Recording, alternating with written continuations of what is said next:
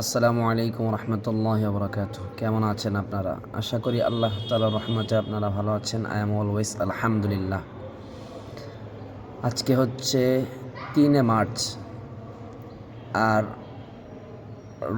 রমজান মাসের আজকে হচ্ছে 2 তারিখ, মানে আজকে সন্ধ্যার পরে 3 তারিখ হবে। তো আমার ডায়েরি এর কত নাম্বার 14 নাম্বার ভিডিওতে আপনাদেরকে স্বাগতম। সর্বশেষ 13 নম্বর ভিডিওটা করছিলাম কত তারিখে? 24 তারিখে, 24শে ফেব্রুয়ারি।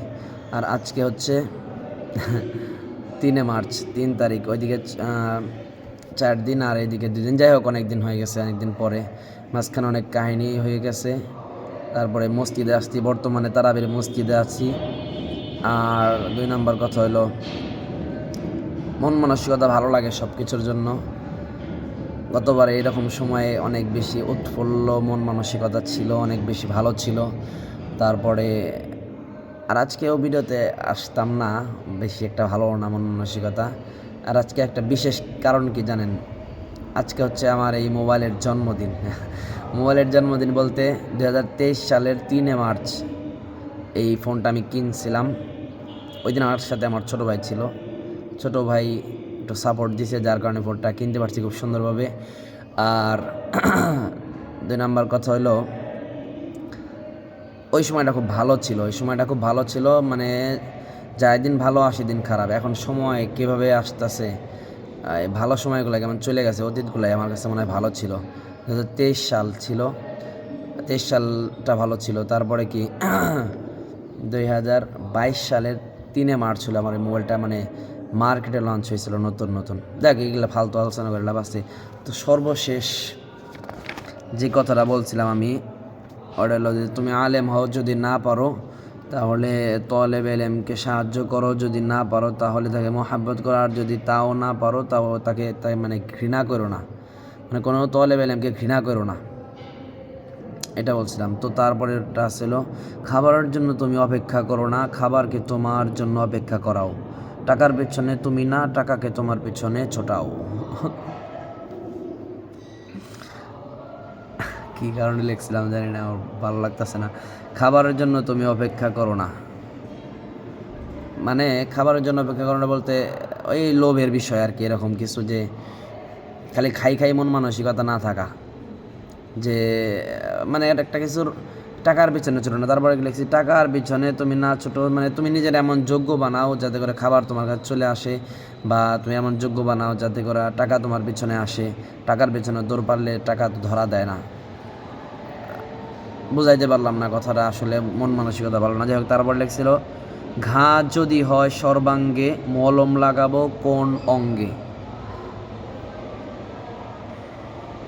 একটা মানুষের সব দোষ আছে, অনেক কিছু দোষ আছে, অনেক রকমের দোষ আছে, অনেক পাপী সে কোন পাপের জন্য তওবা করবে, এরকম কিছু।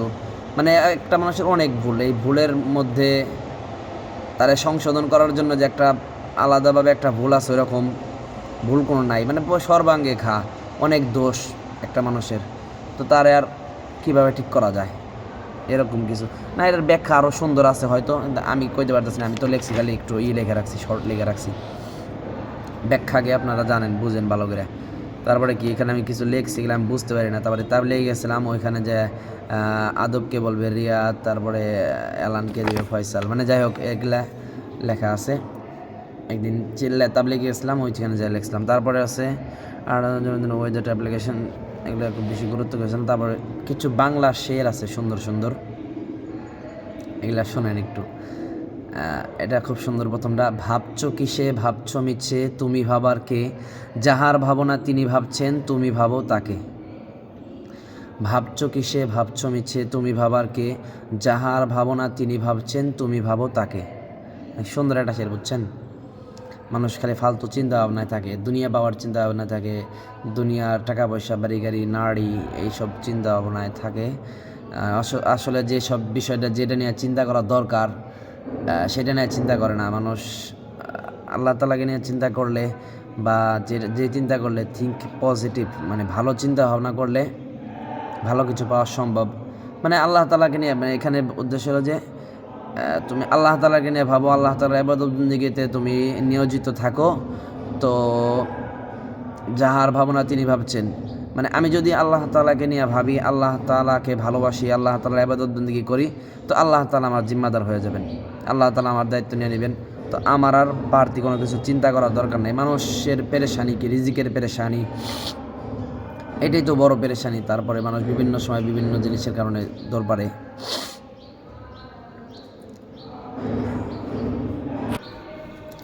মসজিদের ভিতরে তো একটু বড় মানুষ আসে, পোলাবান আসে, বুঝছেন।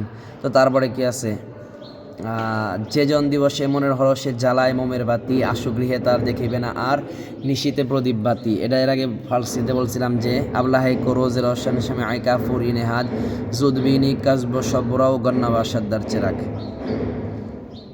মানে একজনের কাছে মনে করেন একটা মোমবাতি আছে, তার ওই মোমবাতি দ্বারা রাত্রি যাপন করতে হবে, রাত্রে অন্ধকারে আলো জ্বালাইতে হবে।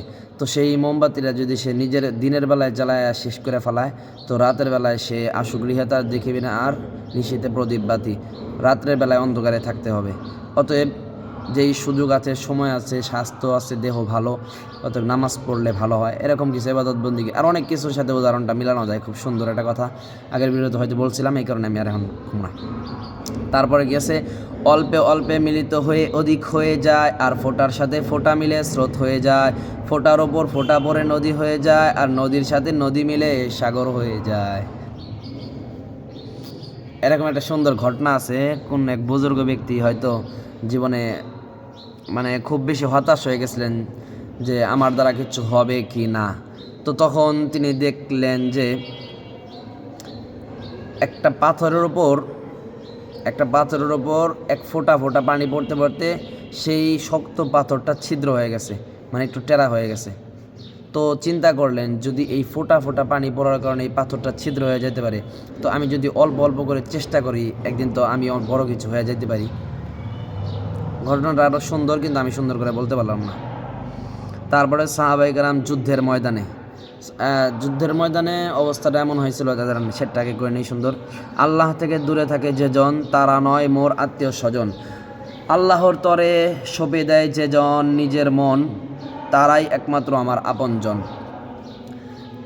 যুদ্ধের ময়দানে যারা ঈমান আনয়ন করছেন, তাদের যুদ্ধের ময়দানে এমন মানুষের সম্মুখীন হতে হয়েছে যে যারা তাদের অনেকের পিতার সামনে সন্তান সম্মুখীন হয়েছেন, অনেকের সন্তান পিতার সামনে সম্মুখীন হয়েছেন, চাচা, খালা, দাদা, দাদু, মানে যাই হোক ইত্যাদি, এরকমভাবে আত্মীয় স্বজনের সামনে সম্মুখীন হয়েছেন, যারা এক পক্ষ ঈমানের জন্য যুদ্ধ করতেছেন আর একজন বেঈমান কাফের। তো তারা বলতেছিলেন যে আল্লাহ থেকে দূরে থাকে যেজন, তারা নয় মোর আপনজন, তারা নয় মোর আত্মীয় স্বজন। আল্লাহর তরে সঁপে দেয় যেজন নিজের মন, তারাই একমাত্র আমার আপনজন। সুতরাং যদি ঈমান যাদের ছিল তাদের সাথে তারা সম্পর্ক রাখছেন, যাদের ঈমান ছিল না তাদের সাথে তারা সম্পর্ক রাখে না, তাদের বিরুদ্ধে যুদ্ধ করছেন, হোক না সে আত্মীয়, হোক না সে বাবা, দাদা, খালা, মানে খালু ইত্যাদি।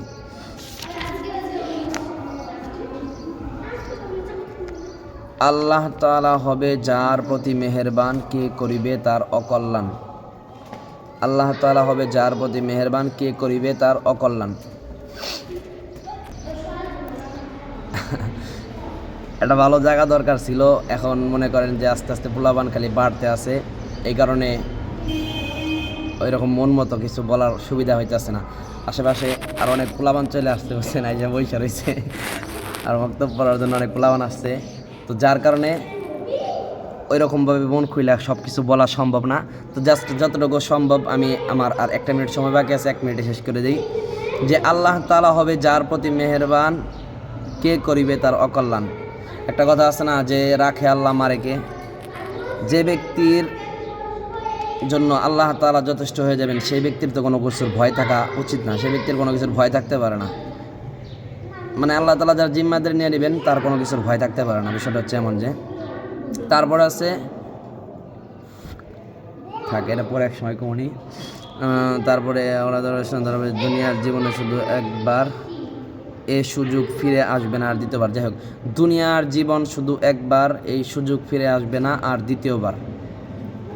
কথাটা গুরুত্বপূর্ণ, অনেক সুন্দর। এখানে নিয়ে অনেক কথা আগে হয়েছে, এই কারণে এখন আর বাড়তি কিছু কমো না। যাই হোক আমার আগের অনেক ভিডিওতে ওইগুলাতে বলা হয়েছে, এই কারণে না করলাম।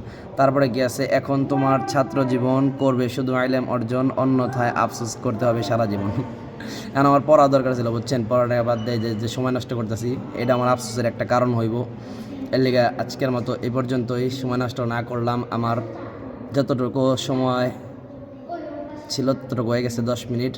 তো আজকের মতো ভালো থাকবেন, সুস্থ থাকবেন, সকলের জন্য দোয়া রাখবেন। আসসালামু আলাইকুম ওয়া রাহমাতুল্লাহি ওয়া বারাকাতুহু।